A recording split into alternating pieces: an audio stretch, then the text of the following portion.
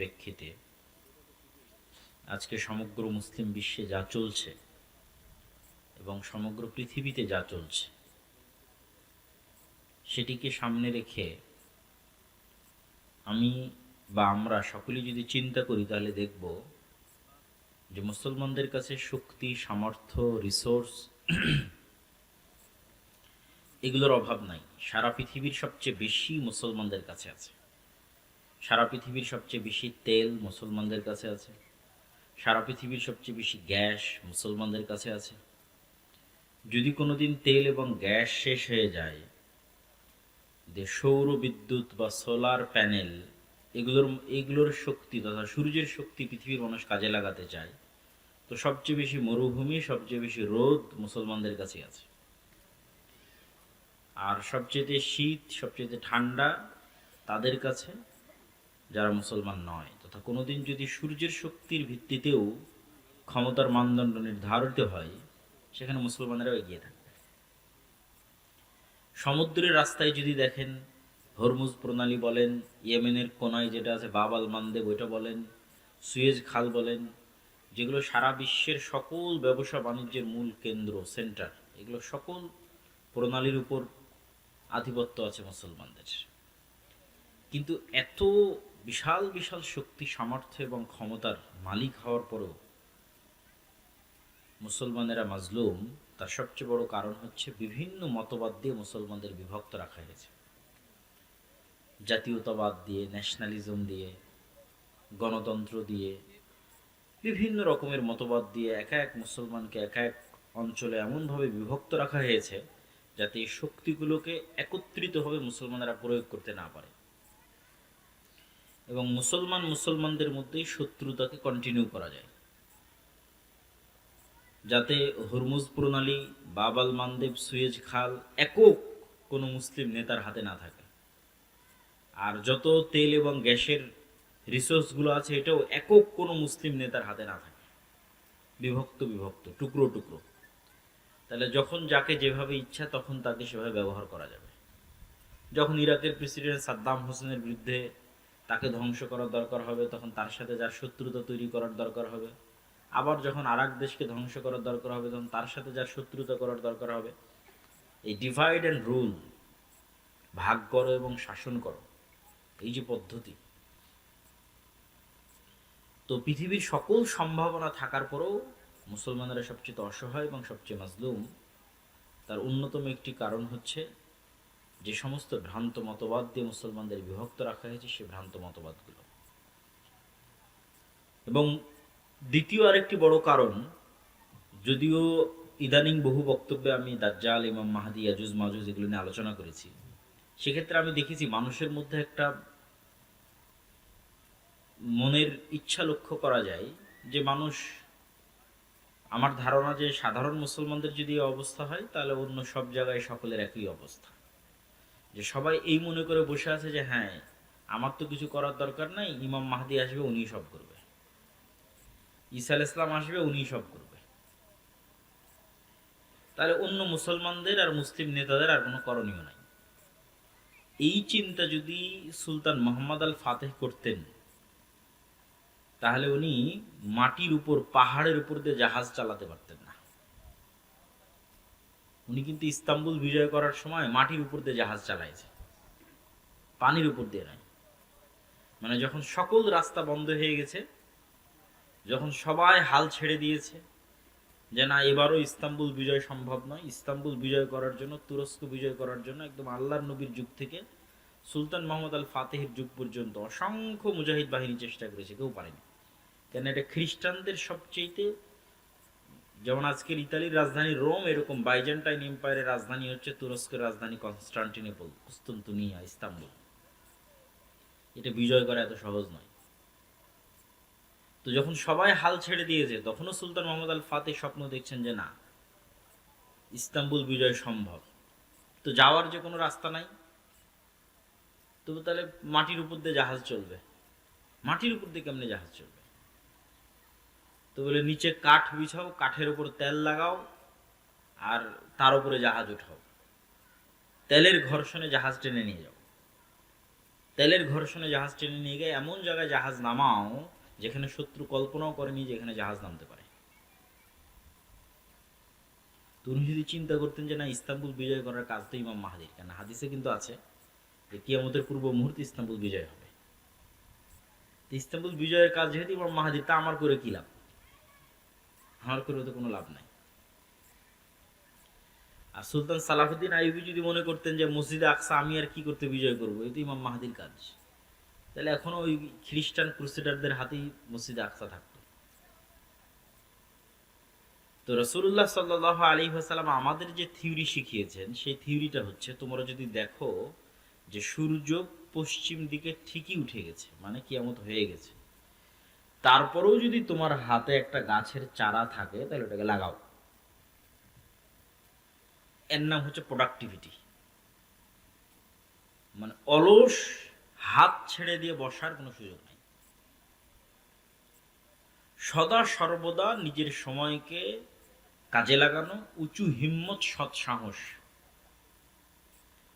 এবং নেতৃত্বের গুণ, এটা কাজে লাগিয়ে সামনের দিকে এগিয়ে যাওয়া।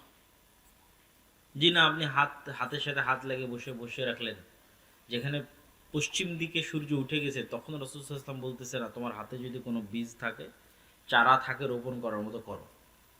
মানে শেষ সময় পর্যন্ত আমল বা চেষ্টা অব্যাহত রাখতে হবে। এটাই মুসলমানদের কাজ।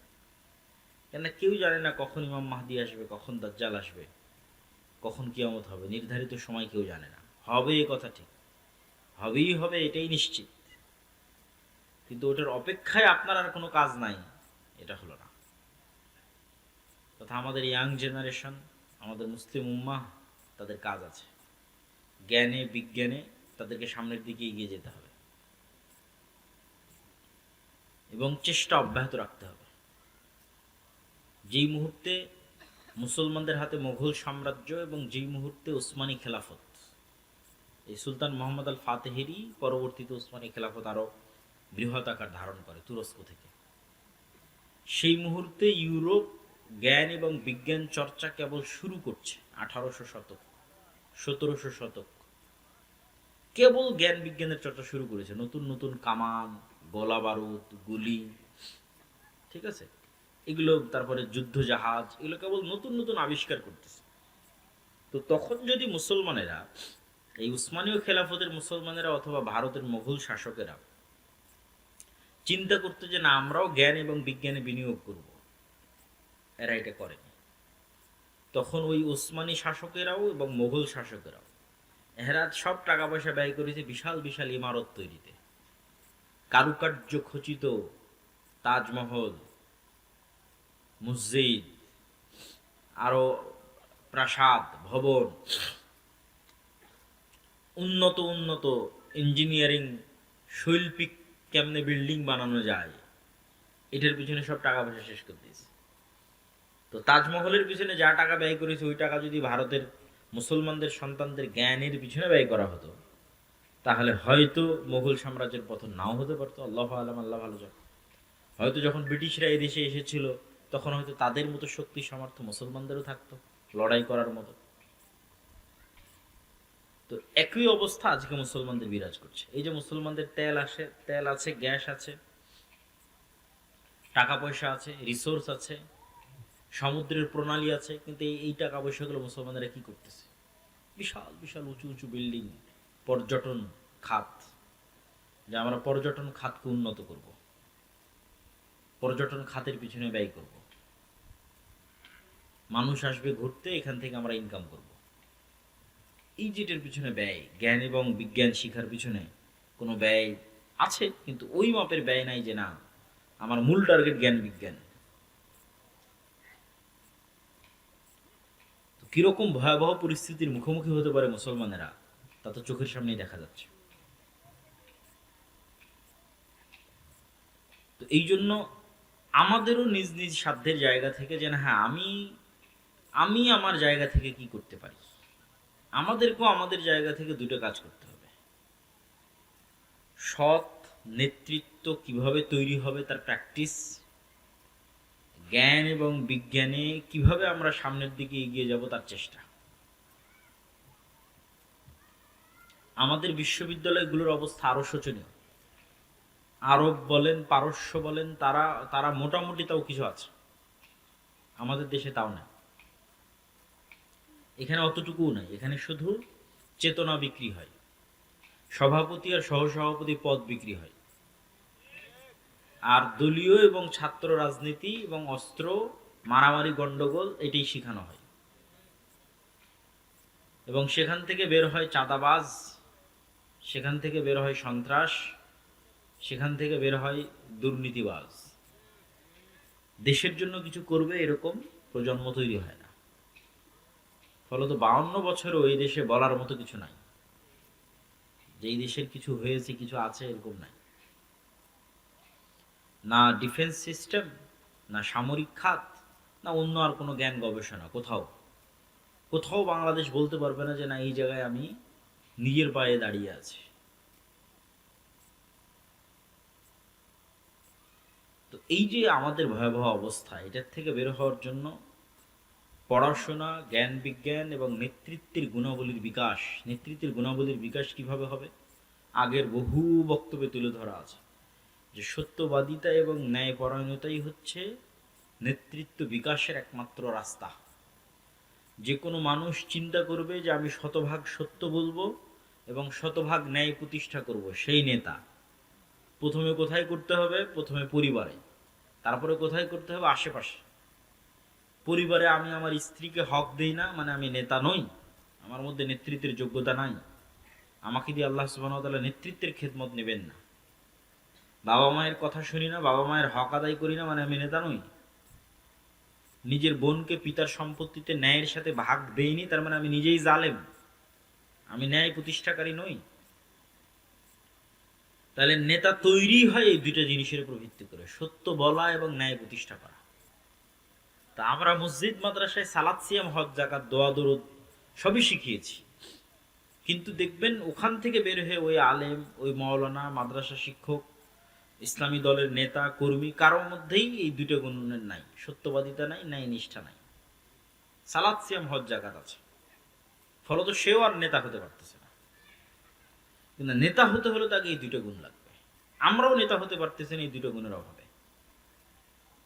শতভাগ সত্যবাদিতা না থাকা এবং শতভাগ ন্যায়পরায়ণতা না থাকা, এটা দিয়েই নেতা তৈরি হবে। এটার প্র্যাকটিস এবং কালচার আমাদের মধ্যে নিয়ে আসতে হবে। আল আমরু বিল মারুফ ওয়ান নাহি আনিল মুনকার, সৎ কাজের আদেশ দিতে হবে, অসৎ কাজে বাধা দিতে হবে। অসৎ কাজ মানে শুধু গান বাজনা হলে এটা অসৎ কাজ, অসৎ কাজ মানে মেয়ে মানুষ বেপরদায় ঘুরলে এটা অসৎ কাজ, শুধু এগুলো অসৎ কাজ নয়। অসৎ কাজ মানে আর একজনের পুকুরে মাছ ছাড়বে, তো আর এক নেতা এসে বলতেছে তাকে চাঁদা না দিলে মাছ ছাড়তে দিবে না, এটাও অসৎ কাজ। এটাও যেদিন মসজিদ এবং মাদ্রাসা থেকে বাধা দিতে পারবে ন্যায়ের সাথে, ওই দিন ওখান থেকেই নেতা তৈরি হবে। অন্যায়ের প্রতিবাদ করতে গিয়ে নেতা তৈরি হয়, এবং সেখান থেকে নেতা তৈরি হলো। কোন নেতাকে আল্লাহ কবুল করবে? আল্লাহ সুবহানাহু ওয়া তাআলা ভালো জানে। যে কোনো একজন নেতাকে আল্লাহ কবুল করতে পারে, কিন্তু এই কালচার তো নাই যে আল আমরু বিল মারুফ ওয়ান নাহি আনিল মুনকার, এটার কালচারটাই তো নাই। এই কালচারটা তৈরি করতে হবে যে না, আমি অসৎ কাজে বাধা দেব। অসৎ কাজ মানে সকল অসৎ কাজ, মানুষের সাথে যে অসৎ কাজ অন্যায় হচ্ছে ওটা তো বাধা দেব।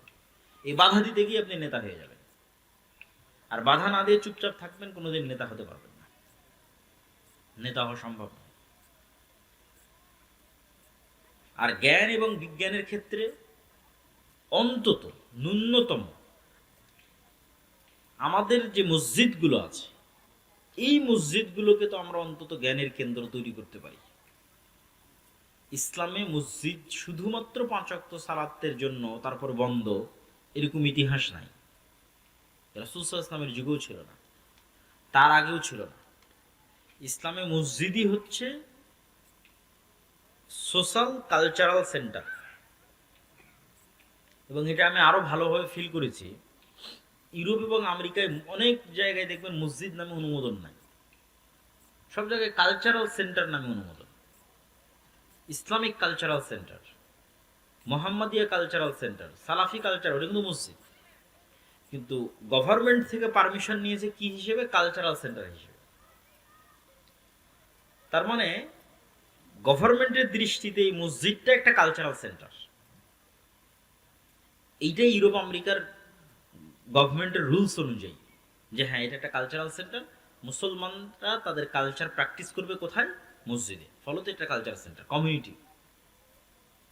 কিন্তু আমরাই সেই মসজিদকে বানিয়ে দিয়েছি যে না এখানে শুধু 5 ওয়াক্ত সালাতের পর এটা অফ হয়ে যাবে, অথবা শুধু লাশ বহনের খাটলি থাকবে, অথবা শুধু ঈদুল ফিতর এবং ঈদুল আজহায় গোস্ত এবং চাউল বন্টন হবে। কিন্তু আসলে হওয়া উচিত ছিল, মসজিদের সবচেয়ে বড় কাজ হওয়া উচিত ছিল যে মসজিদে শিক্ষার ব্যবস্থা থাকবে, জ্ঞান বিতরণের ব্যবস্থা থাকবে। ইসলাম যতটা জ্ঞান ভিত্তিক দিন, আর পৃথিবীতে কোনো দিন এতটা জ্ঞান ভিত্তিক নয়। কোরআন যতটা জ্ঞান ভিত্তিক কিতাব, পৃথিবীতে আর কোনো কিতাব এত জ্ঞান ভিত্তিক নয়। কিন্তু হতভাগা আমরা, যে আমরাই মুসলমান হয়ে কোরআন পড়ে জ্ঞান থেকে দূরে চলে গেছি, জ্ঞান চর্চা থেকে দূরে চলে গেছি। ইসলামী দল বলেন, সংগঠন বলেন, ইয়াং জেনারেশন বলেন, সবাই জালসা করতে পারদর্শী, মিছিল করে লিল্লাহে তাকবীর আল্লাহু আকবার দিতে পারদর্শী, জীবন দিতে পারদর্শী। ভাই আমি আল্লাহর জন্য আল্লাহর রাস্তায় জীবন দিতে চাই, কিন্তু জ্ঞানী এবং যোগ্য হতে চায় না। আল্লাহর রাস্তায় জীবন দিয়ে দিবে কিন্তু জ্ঞানী যোগ্য হবে না। আল্লাহর রাস্তায় জীবন তো আগেও দিয়েছ, এখনো দিচ্ছ, পরেও দিবা। কিন্তু জুলাইয়ে জীবন দিয়ে ক্ষমতা কারা নিয়ে গেছে? তোমার উত্তরসূরিরা না। কেন? তোমার উত্তরসূরিরা যোগ্য ছিল না, জ্ঞানী ছিল না। যারা জ্ঞানী এবং যোগ্য ছিল বামপন্থী, ওরা নিয়ে গেছে। তাহলে জীবন দিয়ে কোনোদিন ক্ষমতা পাওয়া যায় না। তুমি জীবন দিবে, ক্ষমতা আর একজন নিয়ে যাবে। তাহলে তোমাকে ওই যোগ্যতা এবং জ্ঞানের জায়গাগুলোতে ঢুকতে হবে। তোমার মিডিয়া কোথায়? মুসলমানদের পক্ষে কথা বলবে, এই মিডিয়া কই? এই মিডিয়ার জন্য তার জীবন দেওয়া লাগবে না, এই মিডিয়া তৈরি করার জন্য জ্ঞান এবং যোগ্যতা লাগবে। মুসলমানদের একটা ইংরেজি মিডিয়া থাকবে, আরবি মিডিয়া থাকবে, সেটা কই? এটার জন্য জীবন দেওয়া লাগবে না, এটার জন্য জ্ঞান এবং যোগ্যতা লাগবে। ব্রাকের মতো মুসলমানদের কোনো অর্থনৈতিক প্রতিষ্ঠান নাই, কই? এটার জন্য জীবন দেওয়া লাগবে না, জ্ঞান এবং যোগ্যতা লাগবে। এবং আজকেও যে ফাইটটা হচ্ছে পৃথিবীতে, দেখা যাচ্ছে যে একটা সময় মনে করা হতো যে যার হয়তো শুধু পারমাণবিক অস্ত্র আছে সেই যুদ্ধে জিতবে, এবং এটাই যুদ্ধের একমাত্র লাস্ট রেজাল্ট, এবং যার দেখা যাচ্ছে বিশাল বিশাল বিমান আছে সেই জিতবে। কিন্তু নিকট অতীতে পাকিস্তান এবং ভারতের যুদ্ধে, তারপরে পাকিস্তান আফগানিস্তান, এখন ইরান এবং ইসরায়েল, এই যুদ্ধগুলোতে যে দেখা যাচ্ছে যে না, ন্যূনতম ড্রোন বানানোর জ্ঞান থাকলেই একটা যুদ্ধকে কন্ট্রোল করে ফেলা যায়। রাশিয়া এবং ইউক্রেন যুদ্ধ চলছেই ড্রোনের উপর দিয়ে। যে যত ভালো ড্রোন বানাতে পারে, যে যত ভালো ড্রোন উড়াতে পারে, এই একটা $50,000 একটা ড্রোন ধ্বংস করতে আপনার কয়েক বিলিয়ন ডলারের মিসাইল নিক্ষেপ করতে হচ্ছে, যে আকাশে আমি এই ড্রোনটাকে ধ্বংস করব। এই $50,000 একটা ছোট্ট ড্রোন গিয়ে আপনার কোনো তেল শোধনাগার, কোনো বড় কোনো কোম্পানি কোথাও গিয়ে পড়ে যাচ্ছে, আগুন লেগে যাচ্ছে, মানুষ ভয় পেয়ে যাচ্ছে। তো দেখা যাচ্ছে যুদ্ধের চিত্রই পাল্টে যাচ্ছে, ইউক্রেন এবং রাশিয়ার যুদ্ধ থেকে না আজ পর্যন্ত ড্রোনই সবকিছু। তো জ্ঞান এবং বিজ্ঞানের সাথে যতক্ষণ মুসলমানেরা কানেক্টেড না হচ্ছে, মসজিদকে যতক্ষণ জ্ঞানের মার্কাজ না বানাচ্ছে, এবং জ্ঞান চর্চার যতক্ষণ চেষ্টা না করতেছে, শেখুল ইসলাম ইবনে তাইমিয়া রাহিমাহুল্লাহ বলেছেন প্রত্যেক মুসলমানের জন্য কোরআন নিজে বুঝতে পারবে এরকম এতটুকু জ্ঞান অর্জন করা ফরজ। আমরা মোটামুটি আছি যে হ্যাঁ কোরআন পড়তে পারি, এরকম আছে অনেকেই। কোরআন পড়তে পারে না এরকমও তো অসংখ্য হাজার হাজার। কিন্তু কোরআন যে নিজে পড়ে বুঝবে এরকম জ্ঞান শুধু মাদ্রাসার ছাত্রদেরই আছে, তাও অনেক অল্প। মাদ্রাসাতেও যারা পড়ে তাদের অনেকে ভালো বোঝে না। অতএব ইবনে তাইমিয়া রাহিমাহুল্লাহ বলছে এটা প্রত্যেক মুসলমানের উপর ফরজ, যে সে কোরআন নিজেই বুঝবে, অন্তত আরবিটা বুঝতে পারবে।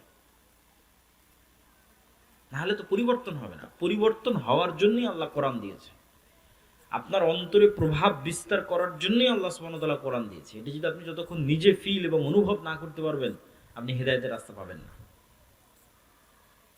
শেষ জামানায় ইমাম মাহদিদের সময়ে, ঈসা আলাইহিস সালামের সময়ে যারা জেরুজালেম বিজয় করবে, ইস্তাম্বুল বিজয় করবে, রোম বিজয় করবে, ভারত বিজয় করবে, এরকম দেশগুলো যারা বিজয় করবে, তারা ওই মানের ইমান কোথায় থেকে সংগ্রহ করবে? নবী তো নাই, মুহাম্মদ সাল্লাল্লাহু আলাইহি ওয়াসাল্লাম তো নাই, সাহাবীরা তো নাই, কিন্তু ওদের ইমান সাহাবীদের মতোই হবে, সাহাবীদের কাছাকাছি হবে। মদিনার সর্বশ্রেষ্ঠ ইমানওয়ালা মানুষগুলো বের হয়ে আসবে, কেমনে তারা ইমানটা তৈরি করবে? কোরআন দিয়ে। কোরআনের সংস্পর্শে তাদের ইমানের লেভেল ওই জায়গায় পৌঁছে যাবে। এই জন্য আমাদের মসজিদগুলোতে মক্তব চালু করা, জ্ঞান শিক্ষার ব্যবস্থা করা, জ্ঞান উপার্জনের ব্যবস্থা করা, জ্ঞানের পিছনে সময় দেওয়া, এগুলো অতীব জরুরি এবং অতীব প্রয়োজনীয়। এবং এই যে যা অর্থ আমরা জালসা সম্মেলনের জন্য ব্যয় করে থাকি, এই অর্থের একটা অংশ যদি আপনি ইমামের বেতন বাড়ানোর জন্য ব্যয় করেন, এই অর্থের একটা অংশ যদি ইমামকে ভালো প্রশিক্ষণ দেওয়ার জন্য ব্যয় করেন, এই অর্থের একটা অংশ যদি ওই ইমামকে প্রশিক্ষণ দিয়ে গ্রামে মক্তবের বাচ্চাদের কেমনে শতভাগ মক্তবে বাচ্চাদের উপস্থিত করানো যায়, তার পুরস্কার প্রতিযোগিতা, ওগুলোর পিছনে ব্যয় করেন, তাহলে আপনার এই জালসা করে যা উপকার হয়েছে তার চেয়ে 10 গুণ 100 গুণ বেশি উপকার হবে।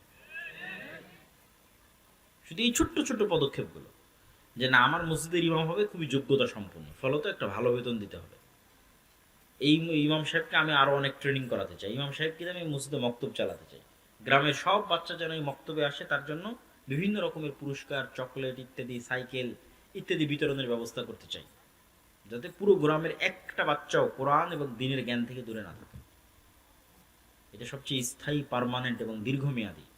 কেন এরাই এই মক্তবে যারা পড়তেছে, এরাই তো বিভিন্ন স্কুল কলেজ এই দেশের ডিসি, ওসি, এসপি, মন্ত্রী, মিনিস্টার এই জায়গাগুলোতে যাবে। তো ছোটতে যদি আপনি তাদের শিখিয়ে দিতে পারেন নবীদের জীবনী, সাহাবীদের জীবনী, ইমান, আকিদা, আদর্শ, সত্যবাদিতা, ন্যায়পরায়ণতা, তার কিছু না কিছু প্রভাব থাকবে। এই জন্য আমাদের যে নিজস্ব মক্তবের সিলেবাস আছে, এটা ওইভাবেই তৈরি করা, তালিমউদ্দিন বা আদর্শ শিক্ষা, যেটার উপর আপনারা মক্তব অলিম্পিয়াড দেখলেন এনটিভির পর্দায়, ছোট ছোট বাচ্চাদের নবীদের জীবনী থেকে শুরু করে আদব কায়দা থেকে শুরু করে সব কিছু, এই সিলেবাসের উপর ট্রেনিং দিয়ে আপনাদের আশেপাশের সকল মসজিদে মক্তব চালু করা দরকার। আর এই ট্রেনিংয়ের জন্য যাতায়াত খরচও ফ্রি, এই ট্রেনিংয়ের জন্য থাকা খাওয়াও ফ্রি, এই ট্রেনিংয়ের জন্য সিলেবাসও ফ্রি, মানে বাচ্চারা যে সিলেবাসটা নেবে, বইটা নেবে, এটাও ফ্রি। তো এত কিছু বিনামূল্যে দেওয়ার পরেও যদি এই কাজে আপনারা আগ্রহী না হন, তাহলে এর জবাবদিহিতা তো আল্লাহ সুবহানাহু ওয়া তাআলার দরবারে আপনাদেরকে দিতে হবে। প্রিয় উপস্থিতি, ইয়াং জেনারেশনের উদ্দেশ্যে এবং উপস্থিত সকলের উদ্দেশ্যে, মুসলমানদের এই যে পরিবেশ এবং পরিস্থিতি, এই পরিবেশ এবং পরিস্থিতি সামনে আরো ভয়াবহ হবে। ফিতনা থামার লক্ষণ খুব কম, এবং আমাদেরকে অনেক বড় বিপদ এর মুখোমুখি হতে পারে। দুর্ভিক্ষ যদি দেখা দেয় বাংলাদেশে, আশ্চর্যের কিছু নয়। এরকম পরিস্থিতি যদি আর 2-3 মাস চলে, তেল এবং গ্যাসের সংকট, আর এই সংকট শুধু বাংলাদেশে তা নয়, এই ইন্দোনেশিয়া, মালয়েশিয়া, ফিলিপাইন, থাইল্যান্ড, একই সিনারি, ভারত, পাকিস্তান, এমনকি ইউরোপ, এমনকি আমেরিকা, সব জায়গায় সেম সিনারি। ফলত এটা বিশ্বের অর্থনীতিতে যে প্রভাব আসবে, এই প্রভাব আমাদের দেশে যখন পড়বে, তখন এখানে দুর্ভিক্ষ দেখা দিতে পারে। আপনার তেলের দাম বাড়ার সাথে সাথে সারের দাম বাড়বে, আপনার চাষের খরচ বেড়ে যাবে। ফলত সকল দিক থেকে আমরা একটা বিপদ মুহূর্ত এবং ফিতনাময় মুহূর্তের দিকে পড়ে যাব। এবং এই শেষ জামানাগুলোতে দাজ্জাল বা দাজ্জালীয় শক্তির যে ফিতনা, এই ফিতনা থেকে বাঁচার একটাই উপায়, এটা বলে আমার বক্তব্য শেষের দিকে চলে যাব, যে এইরকম ভয়ঙ্কর মুহূর্তগুলোতে আপনি কীভাবে ফিতনা থেকে বাঁচবেন। আজকে যদি আমি আপনাকে বলি, মানে আমাকেও যদি কেউ বলে যে ভাই তুমি যদি এই কথা মানো তাহলে তোমার গাড়িতে তেল দিব, তা আমি তো মনে হয় সন্দেহে পড়ে যাব যে এই কথা মেনে নিয়ে তেল নেওয়াই ভালো। তো এর চাইতে ভয়ঙ্কর ঘটনা তো দাজ্জাল ঘটাবে। এই তেল নয়, দাজ্জাল বলবে আকাশ বৃষ্টি বন্ধ করে দেবে, জমিন ফসল বন্ধ করে দিবে, হয় আমাকে রব মানো, নাহলে আকাশের বৃষ্টি বন্ধ, জমিনের ফসল বন্ধ। এখন যদি আপনাকে বলি যে ভাই তুমি এই কাজ না করলে তোমার তেল নাই, তোমার মোটর সাইকেলে তেল নাই, তোমার গাড়িতে তেল নাই, তো সবাই যে ইমান বিক্রি করে দিবে, কয়জন ইমান নিয়ে থাকবে? তো এই ফিতনার সময়গুলো আমাদের ইন্ডিকেট করছে, বুঝাচ্ছে যে আপনি কিভাবে ফিতনা থেকে বেঁচে থাকবেন। ফিতনা থেকে বেঁচে থাকার জন্য দুটো রাস্তা ছাড়া আর কোনো রাস্তা নেই আমার জানা নাই, যে ফিতনার সময় আমরা ফিতনা থেকে বেঁচে থাকবো। এক, পরকালের প্রতি অগাধ আস্থা, যেন আমি পরকালই আছি, পরকাল যেন দেখে নিয়েছি, পরকাল যেন আমি স্বাদ আস্বাদন করে নিয়েছি, আমি যেন মারা গেছিলাম, মৃত্যুবরণ করে জান্নাত জাহান্নাম কবর ঘুরে তারপরে আবার দুনিয়াতে এসেছি।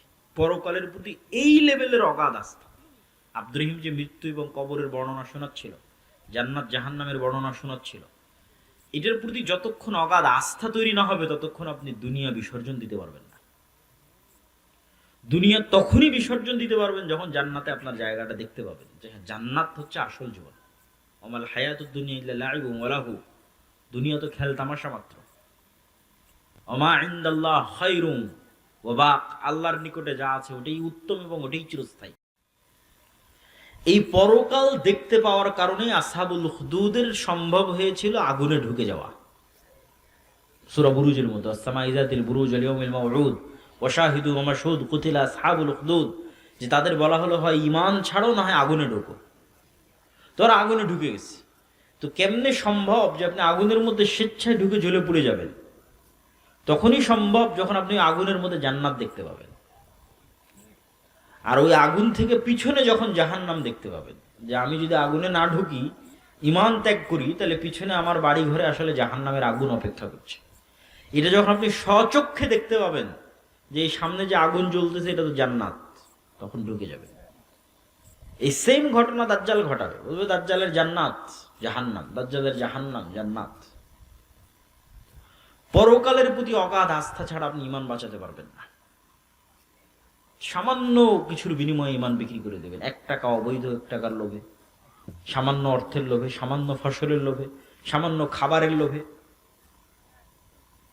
আর যখন আপনি মাটি কামড়ে পড়ে থাকবেন যে না খেয়ে মরে যাব, কিন্তু ঈমানের উপর মারা যাব, কেন এটাই আলটিমেট সফলতা, সর্বোচ্চ সফলতা।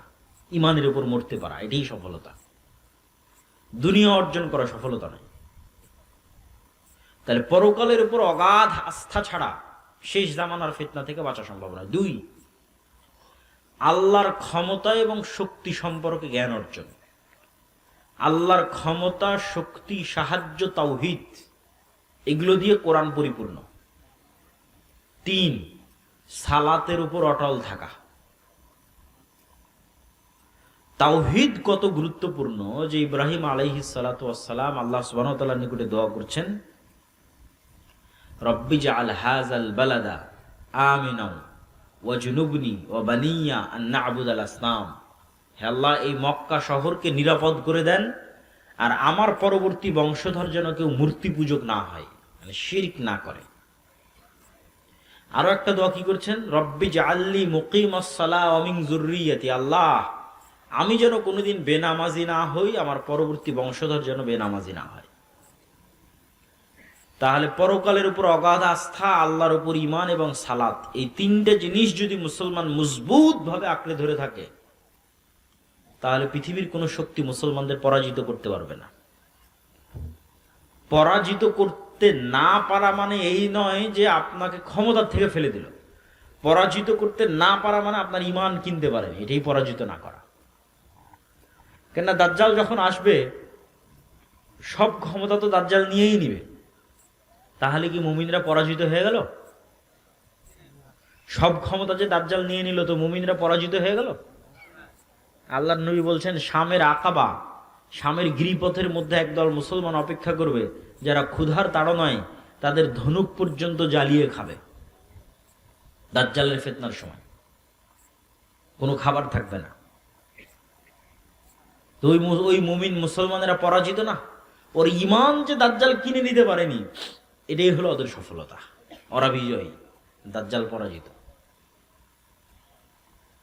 তা আপনি সালাতের উপর অটল আছেন, ঈমানের উপর অটল আছেন, এবং পরকাল দেখতে পাচ্ছেন, এবং পরকালের কারণে দুনিয়ার যে কোনো কিছু আপনি বিসর্জন দিতে পারেন জান্নাতের জন্য। এটার উপর যতক্ষণ অটল থাকতে পারবেন, ততক্ষণ আপনি ফিতনা মুক্ত থাকবেন, ফিতনা যত বড়ই হোক, শেষ জামানার ফিতনা হোক আর শুরুর জামানার ফিতনা হোক। কেননা মৃত্যু মুসলমানদের কাছে একটি কাঙ্ক্ষিত বিষয়। মৃত্যু মুসলমানদের কাছে অকাল নয়, মৃত্যু মুসলমানদের কাছে ভীতির নয়, মৃত্যু মুসলমানদের কাছে ছটপট করে বাঁচার জন্য নয়। মৃত্যু মুসলমানদের কাছে অগ্রিম প্রস্তুতি, মরা ব্যর্থতা নয়। যারে 200 মানুষ মারা গেল, 5000 মানুষ মারা গেল, 72,000 মানুষ গাজায় মারা গেছে, এটা ব্যর্থতা না। মরার জন্যই তো পৃথিবীতে আসা হয়েছে। পৃথিবীতে তো আমরা এসেইছি মরার জন্য। যদি মরা এতই ভয়ঙ্কর ভয়াবহ কিছু হতো, তাহলে সাহাবীরা আর জিহাদ করতেন না, রাসূল সাল্লাল্লাহু আলাইহি ওয়াসাল্লাম আর জিহাদ করতেন না, যুদ্ধ করতেন না, শহীদ হতেন না। যুদ্ধ অবতীর্ণই হয়েছে শহীদ হওয়ার জন্য। তাহলে মৃত্যু অত্যন্ত স্বাভাবিক এবং অতিকাঙ্ক্ষিত একটি বিষয়, যদি সেটি নাফসে মুতমাইন্না হয়। ইরজিই ইলা রাব্বিকি রাযিয়াতাম মারজিয়া, যে প্রস্তুত আল্লাহর সাথে সাক্ষাতের জন্য, যে প্রস্তুত আল্লাহর কাছে ফিরে যাওয়ার জন্য। অর্থ এটাই আনন্দ যে সে মৃত্যুবরণ করবে, এটাই তো আনন্দ। কেন আজ থেকে 10 দিন পর তো মৃত্যুবরণ করতেই হবে, আজ থেকে 50 দিন পর তো মৃত্যুবরণ করতেই হবে। তাহলে মৃত্যুর ভয়ে মুসলমান কিছু করে ফেলবে, এটা অসম্ভব।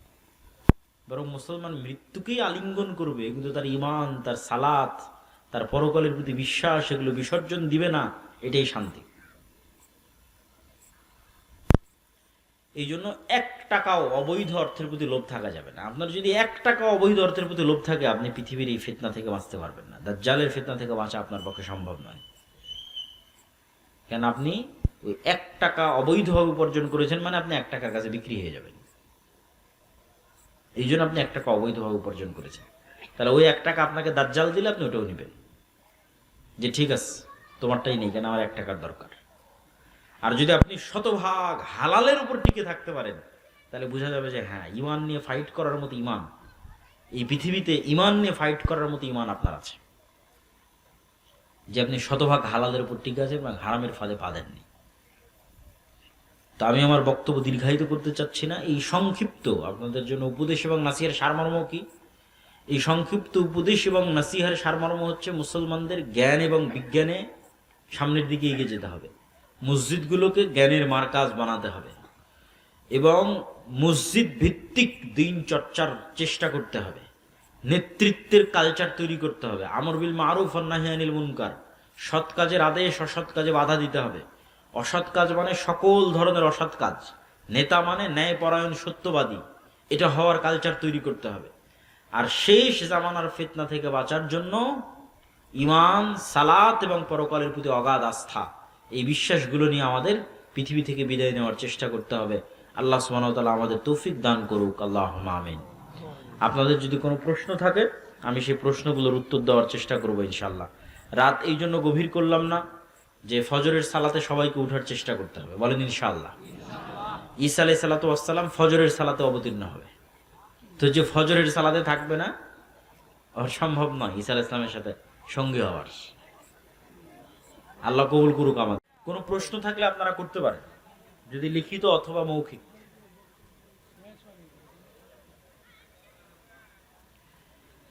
আপনারা হইচই না করে একটু, আচ্ছা, আল্লাহর পথে যাত্রা, এই বইটা লেখাই হয়েছে ঈমান মজবুত করার জন্য। যদি থাকে, আমি জানি না আছে কিনা, গাড়িতে যদি থাকে বইটি নেওয়ার চেষ্টা করতে পারেন। ঈমান মজবুত করার জন্য আল্লাহর পথে যাত্রা। মহিলাদের জন্য চাকরি বা ব্যবসার ক্ষেত্রে ইসলামের বিধান কি? বর্তমানে নারীদের চাকরি বা ব্যবসার জন্য নিরুৎসাহিত করা হয়, ইসলামের বিধান মেনে তারা কিভাবে চাকরি বা ব্যবসা করতে পারবে? বই সম্মানিত উপস্থিতি, আপনার আমাদের এখানে মাহফিলে অনেক খরচ আছে, যে যা পারেন সবাই কিছু দিয়ে যাবেন। ওই যে পশ্চিম পাশে টেবিল আছে, সবাই ওনাদের মাহফিল আয়োজনের জন্য অর্থনৈতিক সহযোগিতা করবেন। ভাইয়েরা একটা 7 শতক না 8 শতক জায়গা নিয়েছে, সেখানে ওয়াক্তিয়া মসজিদ করতে চায়, মক্তব চালু করতে চায়। ফলত আপনাদের পক্ষে সম্ভব হলে অবশ্যই সহযোগিতা করবেন, আল্লাহ কবুল করুন। অর্থনৈতিক ইবাদত খুবই গুরুত্বপূর্ণ। মেয়েরা কয়েকটা শর্তে চাকরি করতে পারে। 1, যদি স্বামী অনুমতি দেয়। 2, যদি পর্দা রক্ষা হয়। 3, যদি সন্তান সন্ততির ক্ষতি না হয় লালন পালনে, যদি বিষয়টা হালাল হয়। এগুলো সবগুলো মিললে এবং যদি প্রয়োজন থাকে, সেক্ষেত্রে মেয়েরা চাকরি করতে পারে। ফরজ নামাজে এবং ফ্রি মিক্সিং না থাকে। ফরজ নামাজে কেউ যদি পরে সামিল হয়, সেক্ষেত্রে সে কি আল্লাহু আকবার বলে তাকবীরে তাহরিমা দিয়ে হাত বেঁধে পরে ইমাম যে অবস্থায় আছে সে অবস্থায় যাবে, নাকি শুধু আল্লাহু আকবার বলে ইমামের হালাতে সামিল হবে? রাসূল সাল্লাল্লাহু আলাইহি ওয়াসাল্লামের আদেশ অনুযায়ী বোঝা যায় সরাসরি ইমাম যে অবস্থায় আছে সেখানে সামিল হবে। ইসলামী মাহফিলের শ্রোতারা বাদাম খায় আর ওয়াজ শুনে, ইসলামের দৃষ্টিতে এটা কি জায়েজ? কোনো সমস্যা নাই। রাসূল সাল্লাল্লাহু আলাইহি ওয়াসাল্লাম বা তার সাহাবীরা দিনের কথা বলার সময় এরকম কিছু করতেন কিনা? দিনের কথা মনোযোগ দিয়ে শোনার ক্ষেত্রে এই ধরনের কাজ থেকে বিরত থাকতে পারে, কিন্তু এটাকে সরাসরি হারাম বলা যাবে না। হারামের মতো কিছু নয় এটা। আমি আমার স্বামী সালাত আদায় করি, কিন্তু আমার সন্তানরা সালাত আদায় করে না, তাদের কারণে কি আমরা জাহান্নামে যাব? প্রথমত আপনার সন্তানদের সালাত আদায় শিখাতে পারেননি, সালাত আদায়ের অভ্যাস গড়তে পারেননি, এটা আপনার ব্যর্থতা। এটা আপনাকে স্বীকার করতেই হবে। বই এত পরে নিয়ে আসলে হবে? ড্রাইভার কই গেছে? তো তোমরা ওই গায়ে যেটা আছে ওটাই দাও। মানুষজন যেহেতু নিতে আসছে না, মানুষজনকে ফিরাবা কেন?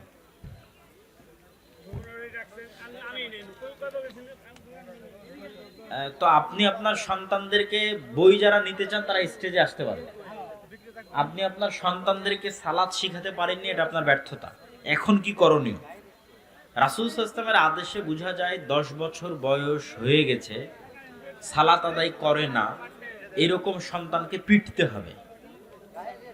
এরকম সন্তানের খাবার বন্ধ করে দিতে হবে। এরকম সন্তানের বাড়িতে থাকা বন্ধ করে দিতে হবে। বাড়িতে থাকা, খাওয়া, পড়াশোনার খরচ 10 বছর পার হয়ে গেছে, এরকম কোন সন্তানের পক্ষে সালাত ব্যতীত পাওয়ার কোনো সুযোগ নাই ইসলামের দৃষ্টিতে। এটাই শেষ কথা এবং ফাইনাল কথা। বলে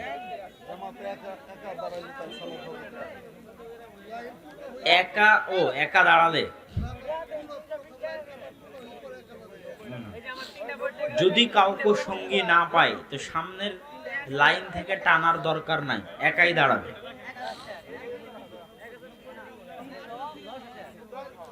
আমরা সবাই বৈঠক শেষে দোয়া পড়ি, সুবহানাকা আল্লাহুম্মা ওয়া বিহামদিকা আশহাদু আল্লা ইলাহা ইল্লা আনতা আস্তাগফিরুকা ওয়া আতুবু ইলাইক।